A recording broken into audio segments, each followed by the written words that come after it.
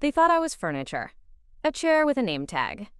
Good for redlining PDFs, scheduling depositions, and fetching coffee that no one drank. The partners called me Miss Calder, like I was 80. The juniors forgot I had a law degree. The clients never learned my name. That was the point. They didn't see me, which made it easier when I saw everything. My name is Naomi Calder, paralegal, 8th year. Hired right out of clerking by Barnett Hale LLP litigation giants, bloodhounds in suits. We worked with billion-dollar acquisitions, class actions, quiet settlements no one read past the footnotes. The work wasn't glamorous, but it was precise. And I read everything, even what they didn't ask me to. The mistake started with a memo, slid into a larger packet, buried inside an M and AMP, brief between Panvax Holdings and a shell company with no branding. The memo wasn't addressed to anyone. It had no letterhead, just a subject line, projected risk acceptance, immunity clauses, and AMP, quiet fallout. The language was surgical, unemotional, but I felt my stomach twist as I followed the wording. Page 3. Internal projections anticipate less than 4.3% total adverse outcomes. Acceptable margin per Tier 4 litigation shield. Then smaller text. Post-settlement gag structure to include peripheral silence agreements. Peripheral silence. They meant non-involved parties. They meant families. I checked the parent contract. It had been reviewed and passed by 3 senior partners. Red stamps. Finalized. Signed. Sent. And none of them had seen it. Or worse, they had. I brought it up with Ellis. Junior associate. Smart. Smug. Always one latte too alert. He smiled like I'd complimented his tie. Oh, that? Boilerplate indemnity. Happens all the time. But it wasn't. The clause referenced a precedent that didn't exist. A citation made up Harris versus Graham, 2014. I ran the Westlaw search twice. It wasn't real. And if a case citation is fake, the clause it supports is invalid. And if it's invalid, the contract is vulnerable, which meant the company was exposed. Panvax Holdings had quietly purchased the rights to a medical device under active FDA challenge. A device with an internal coil that had failed 6 trials in 3 years. And now they'd buried liability behind a fictional precedent. 1 line, 1 fake case, and 1 paralegal who wasn't supposed to see it. I printed it, highlighted it, walked into partner Hale's office. His secretary blocked me, said he was in prep for an investor call. So I slid the file into his inbox. No note, no name, just the memo. That night, my system access was revoked. They didn't fire me. They didn't call me in. They didn't even pretend. Just a silent access denial. No email, no HR handshake. My keycard blinked red when I tried to badge in the next morning. And when I called IT, the line went to voicemail. I wasn't erased, just quietly excluded. That's how you bury things. Not with drama, with absence. I went home. My personal files were still intact, at least the ones I'd printed. I had 2 manila folders, one with the fake clause, the other with reference notes. Timelines. Regulatory flags. Most importantly, I had a copy of the shell company's formation doc. The signatory? Not anyone at Panvax. It was someone from our own firm. L. Worthing, senior counsel. Retired 2 years ago. Quiet exit. No LinkedIn activity. But the signature was his. Dated 1 month before he left. I ran it through DocVerify. It matched. Why would a retired partner sign off on a new acquisition structure for a shell company post-retirement? Because he hadn't left. Not really. Worthing's name appeared in archived board meeting minutes from SNX Capital, a private advisory firm housed 2 floors below us in the same building. Officially, not affiliated. Unofficially, we'd handled their litigation blind for over a decade. And Synex owned the company that bought the device. So Worthing was off books. The clause was fake. The contract had been scrubbed by someone who thought no one would read past page 88. I made a copy of everything and drove across the city to a quiet law library, one of the few that still allowed anonymous workstation access. I used a burner login and searched for Harris versus Graham in archived legal forums, bar association threads, university publication databases. Nothing. But a user post from 7 years ago pinged the phrase. It wasn't a case. It was a test precedent, used in a closed-door CLE seminar on hypothetical risk immunity structures. It was never meant to be cited. It was educational fiction. Legal training bait. Whoever embedded it in a live contract did it deliberately. And then I saw the thread username. eWorthing77. Not just forged, authored. Worthing had created the clause 6 years ago, and someone in the firm had reactivated it for Panvax. I emailed Ellis with one sentence. Harris versus Graham doesn't exist. I suggest you check your exposure. He never replied. But the next day, I got a package. No return address. Inside, a burner phone. Already powered on. One text message. You were right. Meet me at 10. Bring nothing. I arrived 10 minutes early. Neutral clothes, nothing traceable, no phone. The burner was off and stuffed in the lining of my coat. The address led to an old record storage building in South Bank, long since rezoned and mostly forgotten. Half the windows were painted over, the rest were broken. The lobby smelled like wet stone and sealed air. I waited near the fire door. At exactly 10 o'clock, someone opened it from inside. It was Ellis. But he didn't look like Ellis. Not the sharp suit, brisk pace, caffeine smirk Ellis from Barnett Hale. This one had a week of stubble, eyes like broken glass, and a stack of files under his arm held tight like they were warm. You found it, he said. No, I replied. You left it. We sat in what used to be a copy room. He dumped the files onto the table. No preamble, no apology. They did it before, he said. In 2015. Device was different, but the clause was the same. Word for word, Worthing authored the training doc. Someone else embedded it. Back then, it got buried in arbitration. The victims never even saw a courtroom. I leafed through the folders. NDAs. Medical reports. 3 of the names matched filings from the fake clause. They erased the trail? No. Worse, they wrote over it. He pulled out an envelope. Inside, an internal memo from 2016. Labeled, quote, Precedent Fracture Control. A how-to guide on manufacturing legal shadow structures. Cases that didn't exist. Leveraged for contracts that couldn't survive scrutiny. They had an entire internal language. A blueprint of fake precedents. And a list of which partners were quote, quote, quote, quote, quote, safe readers. Meaning, who would accept it without questioning the footnotes? These contracts, I said, aren't about risk management. They're about shaping the consequences before the injury ever happens. Ellis leaned back, looked me dead in the eye. I tried to blow the whistle. Quietly. They offered me a promotion, then cut me out. And now? Now I'm just scared enough to need you. That's when the burner phone buzzed. Unknown number. They know you met. Package is in motion. Leave now.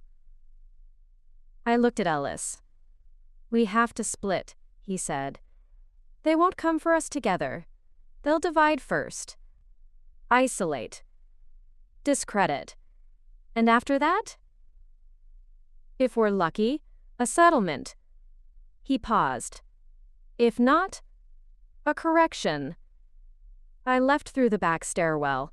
30 minutes later, his apartment building caught fire. No injuries. No cause determined. Only thing missing? The files. I didn't sleep. Not really. Just ran Ellis's words on a loop in my head until they clicked into something harder. A shape. A map. A correction. I knew what that meant in legal language. To correct a mistake wasn't to fix it. It was to neutralize it. Internally. Silently. No liability, no litigation. And in firms like Barnett Hale, it didn't just apply to contracts. It applied to people. I went back into the building the next morning using a courier badge I'd swiped 3 months ago. No one looks at couriers. That's the trick. They see the logo, not the face. I took the service elevator down. Sub-level 1, storage. Sub-level 2, records. Sub-level 3, access denied. Except Ellis had left me something else. An elevator override code scribbled on the corner of an old case summary. The numbers were faint. Almost rubbed out. But they worked. The doors opened into darkness. Not disuse. Concealment. No label, no reception. Just soundproofed walls and a corridor that ended in a steel door with a keypad. I used the same override code. No camera, no audit log. The room inside was empty. A table. A white noise generator. And one screen mounted to the wall. When I turned it on, it loaded a list. Arbitration sessions, 2012 to 2023. Case numbers only. No names. No client details. But I recognized the timestamps. Ellis's whistleblow. The Panvax purchase. 3 wrongful death suits that never saw court. This was where they handled them. Not in court. Not even in mediation. Here. Internally. With shadow counsel, forged testimony records, and signed releases no plaintiff ever actually saw. I pulled up the transcript from one labeled BHS 43. Only 2 voices. Voice A, are we cleared to proceed? Voice B, per doctrine, risk is absorbed, echo clause active. Voice A, witnesses. Voice B, flagged and accounted for, then static. I recorded the entire screen on a hidden cam button I bought on a hacker forum last year, thinking I'd never need it. Then I heard the elevator returning. No footsteps. No voices. Just the mechanical whir, floor by floor, descending. I locked the console, wiped my prints, killed the noise generator. By the time the door creaked open, I was already in the shadows behind the paneling. 2 people entered. Neither wore suits. They weren't lawyers. They weren't security. One of them was holding a list. And on it, I saw my name. I didn't go home. That night, I slept in a 24-hour laundromat with cameras pointed only at the washers. The hidden cam button held the transcript footage. I replayed it until I could quote every line. 2 voices erasing lives with a clause. They spoke like engineers, not attorneys. Precise. Cold. I needed air. Or help. I burned the last favor I had. An email to someone I hadn't spoken to in 5 years. Rafi Brandt, former investigative reporter, worked deep-dive corporate corruption cases until a civil suit forced him out. He lost everything, his credentials, his column, his clearance. But he never lost the instinct. Subject line: I have something no one else was supposed to read. He replied within the hour. We met in an underground parking garage in Midtown. He wore a baseball cap, hoodie, and the eyes of someone who hadn't trusted anyone since the lawsuit. I thought you left, he said, his voice hoarse. I thought I mattered, I said. I showed him the footage. The photos. The memo. The fake clause. His hands shook. You realize this isn't just malpractice, he whispered. It's engineered litigation laundering. Worse, I said. It's proactive. They're building cases just to dissolve them before they surface. He exhaled slowly. They're fabricating legal ghosts. I gave him a copy. He promised to send it to 2 people he trusted. He still had contacts. Barely. Before he left, he handed me a folder. "You're not the only one who found something." Inside. A sealed court summons. Filed 10 days from now. Federal court. Plaintiff, redacted. Defendant, Panvax Holdings. Allegation, wrongful injury due to catastrophic device failure. But here's the twist. The case hadn't happened yet. It was predated. Signed by a judge still under sealed review. The case was written. The witness list already redacted. But one name remained visible. Naomi Calder. My name as hostile witness, which meant they'd already planned for me. Already submitted filings assuming I'd be on the record. And discredited. "I didn't sign anything," I said. "You don't need to," Rafi said. "They've drafted the record. They just have to make it true." Before we split, he gave me an envelope. "In case I disappear," he said. Inside, a name, Adler. No title, no phone, just a handwritten address. "You'll know what it means when you see it." I asked him, "What is it?" He said, "The first person who ever refused to forget." The address Rafi gave me was just outside the city. Not quite rural, not quite forgotten. A one-story brick rectangle with blackout curtains and no mailbox. The buzzer didn't work. I knocked twice. The door opened before my hand came down a third time. He looked like a professor who never quite stopped hiding. Wiry frame, glasses older than the laptop balanced on his kitchen counter, and a voice that cracked like it was rarely used. "You're the paralegal," he said. "You're Adler." He didn't nod, just walked away from the door, leaving it open. Inside, it was all paper. Literal stacks. Old case folders, shredded transcripts, discs from firms that didn't exist anymore. In the center of it all, a corkboard covered in pins, threads, and legal printouts. It wasn't a conspiracy wall. It was a schematic. Of something alive. "They didn't invent the fake precedent model at your firm," he said without turning. "They refined it. But I was there at the start." "Which firm?" He looked at me. "Doesn't matter. The name changes. The algorithm stays." He handed me a folder labeled Origin Clause. Inside, a scanned memo from 1991. Typewritten. Subject: Litigation preemption via constructed reference doctrine. It laid out the basic mechanics of what I'd found. Embed a fictional case with tight enough formatting, plant it deep in stacked contracts, and rely on legal inertia to keep it unquestioned. "But it's fake," I said. "No," he corrected. "It's unverified. There's a difference. Law doesn't check facts, it checks citations." That was the flaw. Or the feature. He showed me a drive, said it was a full backup of the TraceLink server, an experimental contract processor developed in the early 2000s. It didn't redact. It didn't summarize. It connected clauses across unrelated documents to find invisible threads. It found patterns. And then it started suggesting them. That's when they pulled the plug. But not before one pattern kept showing up. Clause 41B. Subsection L. Almost always ignored.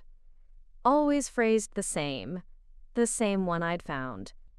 "I think the system learned what to hide," Adler said, "and I think it's still writing." I opened the latest doc on the drive, a timestamp from 24 hours ago. Document: Witness Alignment Form. Case number: F 2023 to 3321. Filed by Anonymous Counsel. Witness of Record: Naomi Calder. Outcome: Silence recommended. Below it: Draft pending submission to judicial streamlining. Meaning, it wasn't over. They weren't reacting. They were still building. Adler handed me the TRACELINK drive and said, "You've got one shot. And it's not through the courts. It's through the one thing they can't scrub. The record, I said. He nodded. But it has to be their record. That night, I walked back into Barnett Hale LLP wearing the firm's colors. Black skirt, dark blazer, press badge for a legal conference downtown. Reception didn't blink. The partner elevators had biometric locks, but I still had Ellis's print on a molded cast, wrapped in duct tape and deniability. I rode to sublevel 3, the arbitration room. Same cold lights, same table, except this time I brought my own evidence. 2 copies of the TRACELINK archive, the arbitration transcripts, the ghost clauses, and a letter addressed to the Regulatory Ethics Board with a timestamp. I turned the console on. The server greeted me. Welcome. Proceed with arbitration session. I keyed in a case. Not Panvax, not Worthing. Barnett Hale LLP. Defendant, Naomi Calder. Plaintiff, no lawyers. No counsel. I entered a statement. I submit a motion to review Arbitration Clause 41B under the Constructed Reference Doctrine. The system stalled. Then, for the first time in its history, it flagged its own contract. Unsupported precedent identified. No case match. AUTOGHOST detected. TRACELINK. Exception? Escalate to Federal Watch. The console lit red. Somewhere above me, alarms began to flash. I wasn't running. I printed every flagged page, left them on every partner's desk, then walked out the front door. By morning, the arbitration server had been seized. The SEC got an anonymous leak from a, quote, former clerk. The TRACELINK files surfaced on 3 legal forums under a burner account that traced back to an intern who never existed. And someone, no one knows who, faxed a single page to the legal departments of 34 multinational clients. It contained one clause, 41B, subsection L, with 5 words handwritten below. Read it this time carefully. Barnett Hale LLP didn't dissolve. They fractured. 2 partners resigned. 1 retired. Worthing vanished. The ghost precedent was pulled from every contract flagged. The court system finally implemented a clause verification tool, unofficially called Calder Check. I didn't go back to law. I didn't need to. I had already rewritten the record. Because sometimes the loudest voice in the room isn't the one speaking, it's the one reading.